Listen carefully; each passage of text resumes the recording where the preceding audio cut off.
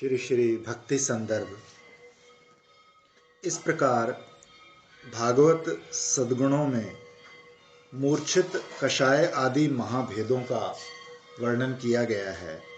भागवत सद्गुणों का भेद आचार्यमेव हरेये इत्यादि श्लोक में कहे गए उन गुणों के आविर्भाव के तारतम्य अनुसार उपलब्ध होता है, जिसका कुछ यहाँ वर्णन किया गया है। अब साधनों के तारतम्य अनुसार भागवत गणों में होने वाले तारतम्य को 5 श्लोकों में कहते हैं।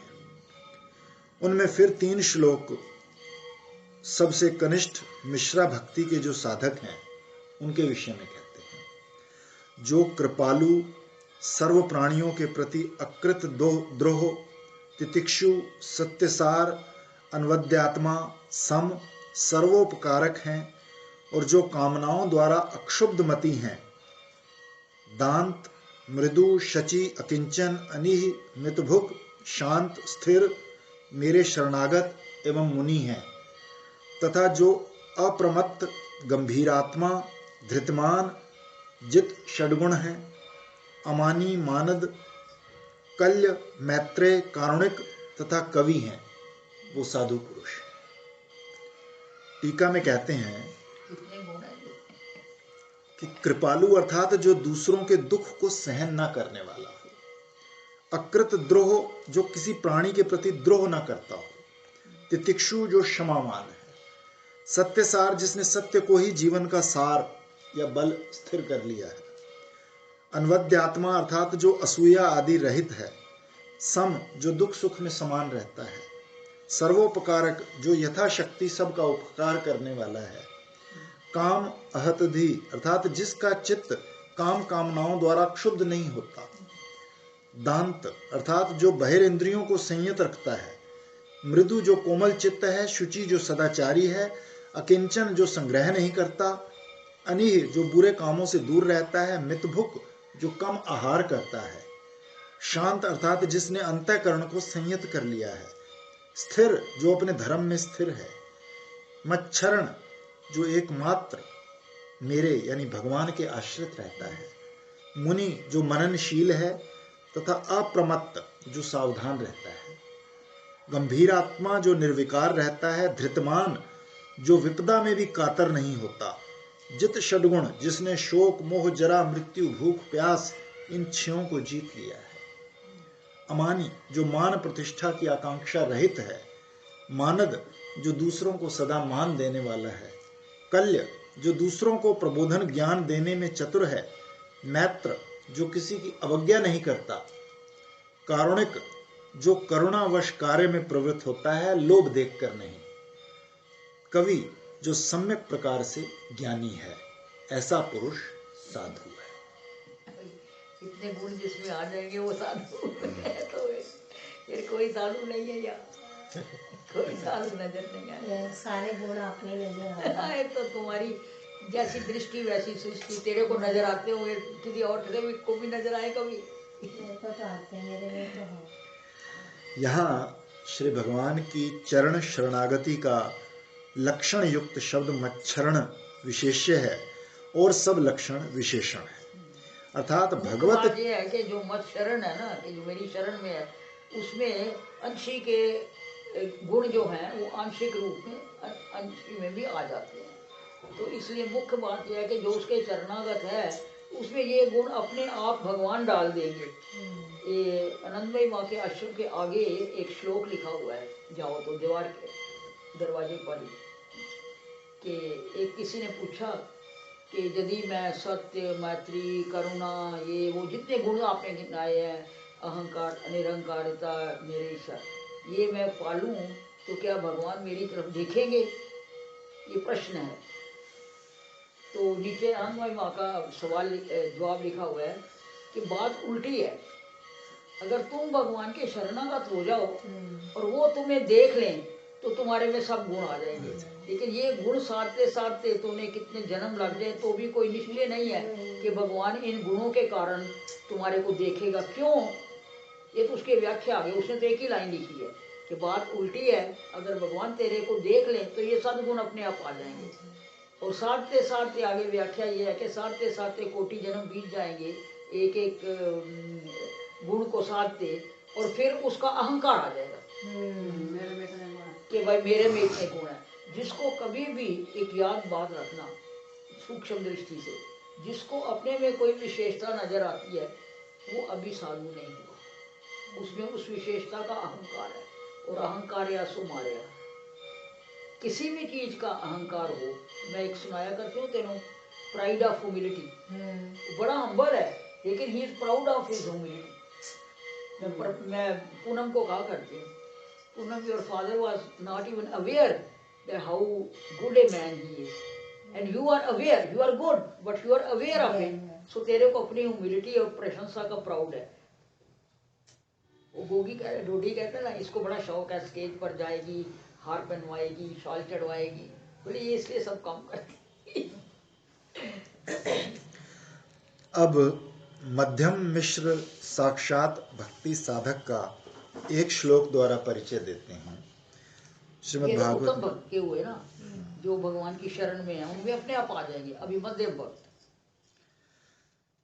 भगवान श्री कृष्ण ने श्री उद्धव के प्रति कहा, हे उद्धव, वेद आदि धर्म शास्त्रों में जिस स्वधर्म आचरण नित्य नैमित्तिक रूप वर्णाश्रम धर्मों का मैंने आदेश दिया है, उसके गुण सत्व शुद्धि आदि और दोषों को अच्छी प्रकार जानकर उस स्वकीय धर्म का परित्याग करके जो व्यक्ति मेरा भजन करता है, वो व्यक्ति भी पूर्व लिखित कृपालु अद्रोहकृत आदि गुणों युक्त साधु की भांति साधुओं में श्रेष्ठ है। तो टीका श्रीधर स्वामी जी कर रहे हैं कि मेरे द्वारा वेद रूप से आदेश किए हुए भी वर्णाश्रम धर्मों का परित्याग कर जो मेरा भजन करता है, वो भी पहले कहे गए साधुओं की तरह श्रेष्ठ। हाँ, जो भगवान के लिए छोड़ता है उसको स्वधर्म ना पालन करने का दोष नहीं लगता। गोपियों ने पति त्यागे तो उनको पति त्याग का दोष नहीं लगा, लेकिन एक पति त्याग के दूसरे लौकिक पति के साथ मौज मारो तो दोष है। किंतु अज्ञान तथा नास्तिकता के कारण यदि धर्म का त्याग करके कोई मेरा भजन करता है तो उसको श्रेष्ठ साधु नहीं कहा जा सकता। जो व्यक्ति अच्छी प्रकार जानता है कि धर्म आचरण से चित्त शुद्धि आदि गुण उत्पन्न होते हैं और धर्म आचरण ना करने से दोष लगता है, ये सब जानकर भी जो ये मानता है कि ये स्वधर्म आचरण मेरे भगवत ध्यान में विक्षेप डालने वाले हैं तथा भगवत भक्ति से ही चित्त शुद्धि आदि सद्गुण आविर्भाव हो जाएंगे, इस प्रकार का दृढ़ निश्चय करके जो उन समस्त धर्मों को त्याग करके मेरा भजन करता है वो साधुओं में श्रेष्ठ है। यानी जो कोई अगर अपना घर त्याग करके, वैसे तो लिखा हुआ है कि स्वधर्म का पालन करते हुए ही भक्ति करनी चाहिए। यदि हमारी भक्ति करने से किसी को दुख होगा तो हमारी भक्ति फलेगी नहीं। लेकिन उसमें भी एक्सेप्शन है कि अगर आप इतने बोल्ड हो कि आपको लगता है कि ये स्वधर्म का पालन करना, इसका फल क्या है, चित्त इतना शुद्ध हो जाए कि उसको भगवान के सिवाय और कुछ नहीं चाहिए, और जो अड़चन डालता है, जैसे नदी पत्थर को मैं हमेशा कहती हूँ क्रॉस करके ऊपर जाती है, गोपियों ने जैसे सब बार मान्यता इसको बोलते हैं, सब बार मान्यता को उल्लंघन करके जो जाता है उसको दोष नहीं लगता, उस पर ये सेंटेंस लागू नहीं होता कि स्वधर्म का पालन जरूरी है, तो उसे भगवान के लिए छोड़ा। अगर वो कोई और कुकर्म के लिए छोड़ता है तो उसको दोष है। तात्पर्य ये है कि जब तक भक्ति में दृढ़ विश्वास नहीं उदय हो जाता तब तक कर्म करना ही चाहिए। और श्री भगवान विश्वास हो जाए भगवान के ऊपर तो, और श्री भगवान की भक्ति करने से समस्त सिद्धि प्राप्त हो जाती है। ऐसा दृढ़ विश्वास उत्पन्न होने पर कर्मों का फिर कोई प्रयोजन ही नहीं। कोई प्रयोजन नहीं। कर्मों का प्रयोजन तब तक है तब तक तुमको उत्कट अभिलाष भगवान के लिए पैदा नहीं हुई। वो धर्म जिनके लिए करना है वो सहयोग करें तो उनका भाग्य, ना करें तो कोई दोष नहीं। यद्यपि भक्त में उन पूर्व लिखित गुणों का योग नहीं है, तथापि पहले जैसे वर्णन कर आए हैं कृपालुता आदि उपादेय गुण हैं तथा उनके विपरीत निर्दयता आदि दोष हे हैं। ये जानते हुए भी, अर्थात कृपालुता गुण है और निर्दयता दोष है, ये अभ्रांत रूप में जानकर भी जो व्यक्ति मेरे द्वारा उपदिष्ट समस्त गुणों में नित्य नैमित्तिक लक्षण वर्णाश्रम विहित सब धर्मों को और जीव ईश्वर के अभेद ज्ञान को मेरी अनन्य भक्ति का विघातक जानकर संपूर्ण रूप से त्याग कर मेरा भजन करता है। वो जानता है कि ये दोष है घर त्यागना, और दूसरे को निर्दयता तो है ही ना, लेकिन वो जानते हुए भी उसकी दृढ़ भक्ति इतनी है कि वो उसको दोष नहीं है। जैसा कि प्रहलाद जी ने कहा, हे भ्रातृगण, गुरु सेवा भक्ति द्वारा समस्त लभ्य वस्तुओं को भगवान में अर्पण द्वारा, सदाचार संपन्न भक्त संग द्वारा तथा ईश्वर आराधन प्रभाव द्वारा श्री भगवान में प्रीति प्राप्त की जा सकती है। यहाँ साधु नाम भक्त को इसलिए दिया गया क्योंकि वो सदाचार युक्त होता है। इस प्रकार पूर्व वर्णित साधु लक्षणों में ईश्वर बुद्धि से विधि मार्ग में दो प्रकार के भक्तों में तारतम्य दिखाया गया। जो ईश्वर बुद्धि से शास्त्र के शासन भय से श्री भगवान का भजन करते हैं, किंतु साथ साथ कर्म ज्ञान आदि के साधनों का भी अनुष्ठान करते हैं, ऐसे भक्तों से ज्ञान कर्म आदि अनावृत भक्ति के साधक भक्त का श्रेष्ठत्व दिखाया गया है। उनमें भी जो अनन्य भाव से एकमात्र 3 प्रकारों का उल्लेख पद्म पुराण के उत्तर खंड में दिखता है, वह है ताप आदि पंच संस्कारी, नवेज्याय कर्म कारक तथा अर्थ पंचकविद। इन तीनों लक्षणों युक्त भक्त कनिष्ठ भक्तों में मध्यम कहे गए हैं। जो भक्त ताप पुण्य नाम मंत्र योग इन 5 संस्कारों से युक्त हैं, वो कनिष्ठ भागवतों में मध्यम है। तो मैंने समझ नहीं आई, कनिष्ठ भक्त का लक्षण उल्टा बताया इसमें, फिर पढ़ना इसको। जो भक्त ताप पुण्य नाम मंत्र योग इन 5 संस्कारों से युक्त हैं, वो कनिष्ठ भागवतों में मध्यम है। कनिष्ठ भक्तों में मध्यम है। हाँ, मध्यम, ठीक है। और जो शंख चक्र गदा पद्म ऊर्ध्व पुण्य आदि वैष्णव चिन्ह धारण करते हैं और भगवान को नमस्कार करते हैं, वो कनिष्ठ भागवतों में कनिष्ठ भक्त है। कनिष्ठ भक्तों में कनिष्ठ भक्त मतलब ये कि भक्ति नहीं करते, खाली शंख चक्र गदा धारण कर लेते हैं। हाँ। उपयुक्त भक्त लक्षणों में जो विशुद्ध दास्य सख्य वात्सल्य और मधुर भावों में किसी एक भाव से निज प्राण वल्लभ में अनन्य भाव रखते हैं, वो सर्वोत्तम है। वो उत्तम। जैसे कि भागवत में कहा गया, मैं कौन हूं, कितना बड़ा हूं, कैसा हूं, इन सब बातों को जानकर जो मेरा अनन्य भाव से भजन करते हैं, वो मेरे मत में मेरे परम भक्त हैं। मैं देश काल आदि से अपरिच्छिन्न हूं, अर्थात मैं सर्वात्मा हूं, सच्चिदानंद रूप हूं। इस प्रकार का मुझे जो जानते हैं अथवा नहीं जानते, परंतु जो केवल अनन्य भाव से अर्थात श्री ब्रजेंद्र नंदन आदि रूप का आश्रय कर अपनी अभिप्सित दास्य साख्य आदि भावों में से किसी एक भाव से मेरा भजन करते हैं, उनको मैं अपना भक्ततम सर्वश्रेष्ठ भक्त मानता हूं। नवदा भक्ति में आ गया ना। इसलिए श्री योगेश्वरों ने श्री भगवान से यही प्रार्थना की कि हे प्रभु, जो भक्त स्वामी सेवक भाव से आपका भजन करते हैं, विश्वात्मा परब्रह्म आपको अपने से भिन्न नहीं जानते, अर्थात अपना स्वामी आत्मीय जन जानते हैं, उन भक्तों से बढ़कर आपको कोई व्यक्ति प्रिय नहीं है। तथापि हे वत्सल, अव्यभिचारी भक्ति से जो आपका भजन करते हैं, आप उन्हीं के प्रति अनुग्रह कीजिए। अब व्यभिचारी और अनंत एक ही बात है। व्यभिचारी भक्ति तो ये है ना कि आज कृष्ण को पूजा, कल राम को, परसों दुर्गा को, ये व्यभिचार हो गया ना, कई पति हो गए।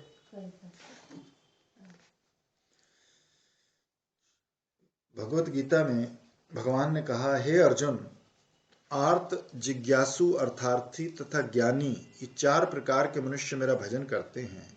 ये सुकृति अर्थात साधु संग रूप सौभाग्य से पूर्ण होते हैं। इन चारों भजनकारियों में ज्ञानी नित्ययुक्त एवं एक भक्तिनिष्ठ होने से श्रेष्ठ है। इसलिए ज्ञानी का मैं एकांत प्रिय हूँ और ज्ञानी भी मुझे प्रिय है। ये सब चारों ही मेरा भजन करने वाले उदार हैं, अर्थात मुक्ति पथ के अधिकारी होने से महत हैं। ज्ञानी किंतु मेरा ही स्वरूप है, क्योंकि वो ज्ञानी भक्त मेरे में निविष्ट चित्त होने से सर्वोत्कृष्ट गति रूप मेरा आश्रय ग्रहण किए।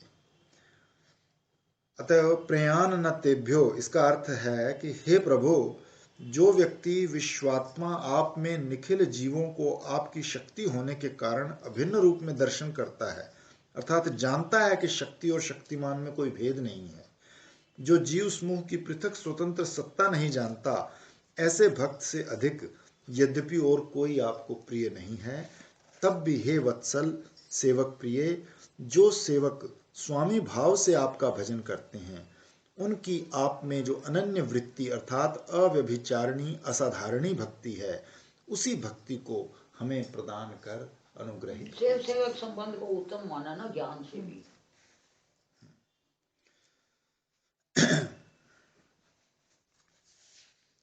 इस प्रकार भावयुक्त साधक भक्त यदि श्री भगवान का गौरव पात्र है, तो उन्होंने उन दास्य आदि भावों से श्री भगवान का प्रेम प्राप्त किया है, तो वो कितने गौरव पात्र होंगे। यानी एक ही भाव में स्थित होकर रहना, उसको आगे व्यभिचारिणी। अब भाव एक नहीं, भाव तो उत्तरोत्तर बढ़ भी सकता है। आज जो दास भाव है जिसका, उसका दास करते करते वो सख्य में भी जा सकता है, अच्छा, बदल भी सकता है उसका हाँ भाव। जी। तो एक अनन्य का मतलब यह है कि वो खाली मेरे से ही प्रेम करता है, ये नहीं आज दुर्गा से किया, कल राम जी से किया, परसों अच्छा, कृष्ण से, अनन्य ऐसा। ठीक। मैं सेवक सचराचर रूप स्वामी भगवंत, इष्ट मतलब जिसका एक ही है, वो मतलब। पूर्व वर्णित प्रसंग में वैष्णव साधु महत रूप में तथा साधु रूप में भेद का निरूपण किया गया है। उनमें साधु मात्र के भेद का जो तारतम्य है, उसका इस प्रकरण में विचारित भाव में वर्णन नहीं किया गया। उसका भक्ति भेद निरूपण प्रसंग में इसी श्री भक्ति संदर्भ में आगे विचारित भाव में वर्णन किया जाएगा। किंतु अन्य अन्य व्यक्ति जिन्हें वैष्णव करके उल्लेख किया गया, अर्थात जो विष्णु मंत्र से दीक्षित नहीं है, उन श्री शिव शक्ति मंत्र से दीक्षित साधकों को शिव शास्त्र संप्रदाय में श्रेष्ठ होने से ही वैष्णव भावात्मन साधकों को वैष्णव रूप में उल्लेख किया गया है। उनमें फिर कर्मियों के बीच जिन कर्मी गण में सात्विकता रूप उत्कृष्टता है, वैष्णवता है, उनके संबंध में स्कंद पुराण में मार्कंडे भगीरथ संवाद में कहा गया है कि जो धर्म के लिए जीवन धारण करते हैं, संतान के लिए मैथुन तथा उत्तम ब्राह्मण के लिए रसोई करते हैं, उन समस्त मनुष्यों को वैष्णव जानना चाहिए। मतलब जो भोग के लिए नहीं, खाली संतान उत्पत्ति के लिए एक या दो जो भी बनाते हैं, और जो अपने लिए नहीं, उत्तम ब्राह्मण के लिए रसोई बनाते हैं, उनको भी वैष्णव ही जानो, चाहे वो शिव शक्ति मंत्र में दीक्षित हैं या किसी में दीक्षित नहीं है। जो व्यक्ति अपने वर्णाश्रम धर्म से विचलित नहीं होता, अपने सुहृद तथा शत्रु पक्ष में समान बुद्धि है, दूसरों का धन हरण नहीं करता, किसी का हनन नहीं करता, स्थिर चित्त है, उसे विष्णु भक्त कहते हैं। इन समस्त क्रियाओं को जो श्री विष्णु को अर्पण करता है, वही वैष्णव कहलाता है। जैसे कि पद्म पुराण के पाताल खंड के वैशाख महात्म्य में भी कहा गया है। इस प्रकार साधुओं में अनेक भेद रहने से उनके प्रभाव में तारतम्य है और भक्ति वासना विशेष का तारतम्य है।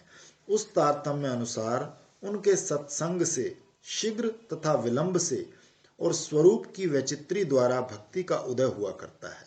अर्थात यदि साधु का प्रभाव अतिशय है और उसमें करुणा का प्राचुर्य है, तो उसके सत्संग से थोड़े ही समय में भक्ति का उदय हो उठता है, और यदि प्रभाव और कृपा की कमी है, तो उसके संग से भक्ति के उदय होने में विलंब होता है। और फिर उस साधु की जिस भगवत स्वरूप में भक्ति है, उसी भगवत स्वरूप की विशिष्टता अविशिष्टता के द्वारा भक्ति के उदय में भी तारतम्यता होती है। इस प्रकार ज्ञानी साधु के संग से भी ज्ञान के उदय में तारतम्य समझना चाहिए। उसमें यद्यपि अकिंचना अर्थात अपेक्षा शून्य भक्ति ही अभिधेय अर्थात आवश्यक कर्तव्य है, और उसकी प्राप्ति का कारण भी मेरे उसी प्रकार के भक्त का संग करना आवश्यक कर्तव्य। मतलब ये है कि सजातीय संग करना चाहिए, बस सीधी सी बात है। इष्ट मिले और मन मिले और मिले भजन की रीत, नारायण सो भक्त से भर भर करियो प्रीत। आज एक संप्रदाय में गए, कल दूसरे में गए, कल तीसरे में गए, तो ऐसे सब डावाडोल होते। तो दीदी वो भी अनन्य में नहीं होगा ना फिर। ना अन्य का मतलब ये है कि उनका इष्ट तो वही रहेगा ना। अगर इष्ट राधा कृष्ण ही है तो कोई फर्क नहीं पड़ता। तो भी एक एक एक पद्धति दूसरी पद्धति उसमें थोड़ा फर्क पड़ जाता। इस विषय में ब्रह्म वैवर्त पुराण में उल्लेख है कि वक्ता दो प्रकार के हैं, सराग तथा निराग। जो लोलुप तथा कामी है वो सराग वक्ता है, उसका उपदेश श्रोताओं के हृदय को स्पर्श नहीं करता, क्योंकि खुद आचरण नहीं करते तो उसकी वाणी में उतना असर नहीं होता। जो केवल उपदेश ही करता है किंतु उसके शिष्य उसके उपदेश के अधिकारी भी हैं कि नहीं ऐसी परीक्षा नहीं करता, वो भी सराग वक्ता है। परीक्षा के बिना जो उपदेश करना है वो लोक नाश का ही कारण होता है। किंतु ये भी कहा गया है कि कुल शील आचार आदि के श्रेष्ठत्व का विचार न करके श्रवण आदि के विषय में जो अभिलाषी श्रोता है वो सरस और सार सागर गुरु का भजन करता है। वो सरस और सार सागर गुरु का भजन करता है। सरसता आदि धर्म का ब्रह्म वैवर्त पुराण में अन्यत्र इस प्रकार वर्णन किया है कि काम क्रोध आदि युक्त कृपण और विषादग्रस्त पुरुष भी जिसके उपदेश को सुनकर प्रफुल्लित चित्त हो जाता है वो वक्ता परम गुरु है। इस प्रकार के लक्षण युक्त सद्गुरु के अभाव में युक्ति एवं व्याख्या आदि को जानने के अभिप्राय से कोई कोई अनेक श्रवण गुरुओं का भी आश्रय लेते हैं, जैसा कि श्री भागवत में श्री दत्तात्रेय भगवान ने यदु महाराज के प्रति कहा है कि एक श्रवण गुरु से पारमार्थिक ज्ञान सुस्थिर और पूर्ण नहीं होता, क्योंकि एक ही अद्वितीय ब्रह्म को समझाने के लिए ऋषियों ने भिन्न प्रकार की युक्तियों की अवतारणा की है। तो रुचि प्रधान भक्ति साधकों के श्रवण आदि के प्रकार को श्रीमद् भागवत में श्री नारद जी ने कहा है, हे मुनिवर, मैं उन ऋषिगण के आश्रम में रहकर उनके अनुग्रह से प्रतिदिन मुनिगण जो मनोहर श्री कृष्ण कथा का कीर्तन करते थे उसे सुनता था। श्रद्धा पूर्वक उस कृष्ण कथा को विशेष मनोयोग से सुनते सुनते मुझ में प्रिय श्रवा श्री हरि में रति का जो संग भी करने को तैयार ना हो उसको वो कैसे सुधरेगा। क्या कि उपदेष्टा जो है वो ना उसको नहीं करना चाहिए जो नहीं सुनना चाहता, पर जो भी वो संग करे तो कुछ ना कुछ बदलेगा। तो संग ही ना करना चाहे तो फिर क्या करोगे, उपदेष्टा क्या करेगा। तो पृथु महाराज ने कहा है कि हे पूजनीयतम गण, कोई कोई श्रुति तात्पर्य वेत्ताओं के मत में सर्व कर्म फल प्रदाता रूप में श्रुति प्रतिपादित यज्ञपति नामक परमेश्वर है। परमेश्वर के अस्तित्व के संबंध में मुनियों का नाना प्रकार का मतभेद रहने से परमेश्वर की अस्तित्व सिद्धि नहीं हो पाती। इस आशंका को लेकर कहते हैं कि ईश्वर की सत्ता न रहने पर जगत की विचित्रता संभव नहीं हो सकती। इसलिए अर्थापत्ति प्रमाण का अवलंबन लेकर ईश्वर का अस्तित्व स्वीकार कराने के लिए कहते हैं कि इस जगत में प्रत्यक्ष सिद्ध तथा शास्त्रीय प्रमाणों द्वारा और अनुमान द्वारा परिदृश्यमान जगत की तरह परलोक में भी तेजोमयी भोग भूमि और शरीर किसी स्थान पर देखे व सुने जाते हैं, किंतु ऐसा सर्वत्र देखा सुना नहीं जाता। जगत की ये विचित्रता सर्वसमर्थ ईश्वर शक्ति के बिना स्वयं सिद्ध नहीं हो सकती। तो नहीं मानते उनको प्रश्न करो तो चुप हो जाते हैं ना, कि पता ही नहीं जिसका तो कोई दिखता थोड़ी है। इस विषय में महानुभव जीवनों का अनुभव भी प्रमाण रूप में उल्लेख करते हैं। स्वयंभू मनु, उनके पुत्र उत्तानपाद, उनके पुत्र ध्रुव, राजऋषि प्रियव्रत और मेरे यानी पृथु के पितामह वेण, राजा के पिता अंग महाराज तथा इस प्रकार अन्य अन्य महानुभव गुणों के, ब्रह्मा के, शिव के, प्रहलाद के तथा बलि के अनेक कार्य गदाधर भगवान श्री हरि ने उनके हृदय में तथा बाहर सामने आविर्भूत होकर अनेक बार संपादन किए। उन महानुभाव जनों की प्रयोजन सिद्धि के लिए परमेश्वर के अनेक कार्य हैं, उसी प्रकार उन सब के भी श्री भगवान के संबंध में अनेक कृत्य हैं। उन सब के ही श्री भगवान के साथ सर्वत्र नहीं तो खंबे से कैसे निकला इसका जवाब वो क्या है, कल्पित कहानियां हैं। मति इतनी मलिन हो गई है कलयुग में, क्योंकि कहानियां हैं, खंबे से भगवान निकल आए। अब विचार प्रधान भक्ति साधकों की भजन श्रद्धा को दिखाते हैं। श्रीमद् भागवत में कहा है कि जिनके चरणों की सेवा करने की निरंतर बढ़ती हुई अभिरुचि उनके चरण नख से निकली हुई गंगा की तरह संसार तपस्वियों के समस्त जन्मों के चित्त मालिन्य को तत्काल विनाश कर देती है, और जिनके चरण तल का आश्रय लेने वाला व्यक्ति सब प्रकार के मानसिक दोषों को धो डालता है तथा अनासक्ति रूप वैराग्य तथा अनुभव और अनंत भगवत आविर्भावों में से किसी एक विशेष भगवत स्वरूप का साक्षात्कार करा देता है तथा पुनः इसी दुख में संसार चक्र में नहीं आना पड़ता। उन श्री भगवान का भजन करो। यहाँ तपस्वी नाम शब्द का अर्थ है संसार ताप से तपे हुए जीव। इस दृष्टांत से श्री भगवान के चरण कमलों के संबंध की महिमा ही वर्णन की गई है। असंग शब्द से अन्यत्र अनासक्ति तथा विज्ञान विशेष शब्द से भगवान के नाना आविर्भावों में कोई एक विशेष आविर्भाव स्वरूप ही अभिप्रेत है। अब श्रवण गुरु तथा भजन शिक्षा गुरु की प्रायः एकता, अर्थात श्रवण गुरु और भजन शिक्षा गुरु एक ही होता है, इसे दिखा रहे हैं। श्री भागवत में कहा है कि राजा निमि के प्रति श्री प्रबुद्ध ने कहा कि उक्त गुरु के निकट रहकर गुरु को आत्मा तथा दैवत जानकर निष्कपट अनुगत्य द्वारा भागवत धर्मों की शिक्षा प्राप्त करें, जिससे परमात्मा आत्मद श्री हरि प्रसन्न होते हैं। श्रीमद् भागवत के तस्मात् गुरुम प्रपद्येत इस श्लोक में श्रवण गुरु को निर्देश किया गया है कि उस श्रवण गुरु को आत्मा अर्थात जीवन स्वरूप प्रीतम तथा दैवत अर्थात अपना इष्ट देव मानना चाहिए। अमायया अर्थात निर्दम्भ होकर, अनुवृत्तया अर्थात उनका अनुगत्य करते हुए भागवत धर्मों की अर्थात भजन की शिक्षा ग्रहण करनी चाहिए। उन धर्मों से आत्मा अर्थात परमात्मा जो अपने तक को दे देते हैं, जैसे श्री बलिराज के हाथों वो बिक गए, प्रसन्न होते हैं। ऐसे शिक्षा गुरु अनेक भी हो सकते हैं जिनसे भागवत धर्मों की शिक्षा प्राप्त की जा सकती है। मंत्र गुरु एक ही होता है, इसका निरूपण करते हैं।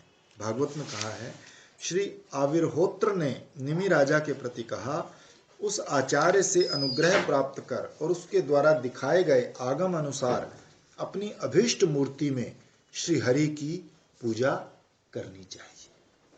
श्री गुरुदेव से अनुग्रह अर्थात मंत्र दीक्षा रूप अनुग्रह प्राप्त कर आगम अनुसार मंत्र विधि शास्त्र अनुसार अपने इष्ट देव की पूजा करनी चाहिए। इस श्लोक में श्री गुरु का एकत्व सिद्ध होता है।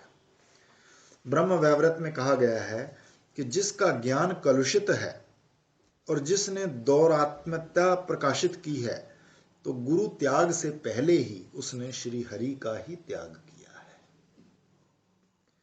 इन वचनों से बदलता नहीं है ना, शिक्षा गुरु तो बदल सकते हैं। इन वचनों से दीक्षा गुरु का त्याग निषिद्ध है। शिक्षा गुरु का त्याग निषिद्ध है। शिक्षा गुरु का भी निषेध है। दीक्षा दीक्षा दीक्षा गुरु का त्याग, दीक्षा गुरु का त्याग तो एक ही होता है। यदि कोई अपने दीक्षा गुरु से संतुष्ट न होकर अन्य गुरु का आश्रय करता है, तो अनेक या दूसरा गुरु धारण करने से पहले गुरु का त्याग ही सिद्ध हो जाता है। तो इस विषय में श्री नारद पंचरात्र में गुरु का त्याग हो जाता है, त्याग ही सिद्ध हो गया है। अगर दूसरा गुरु करा तो उसका मतलब पहले गुरु का त्याग कर दिया, तो सिद्ध हो जाता है। अब देखो दीपक जी ने कुछ इस्कॉन में कई तरह के लोग होते, उन्होंने कुछ अपने गुरु का किसी स्त्री के प्रति कुछ देखा हो, उसके बताते थे, कुछ उसके मुंह में रसगुल्ला डाला थे। इनका तो पक्के ब्राह्मण और सदाचारी और बीए पढ़ते थे, उसमें से घर छोड़ा हुआ, उनको अच्छा नहीं लगा, लेकिन उन्होंने दूसरा गुरु नहीं किया।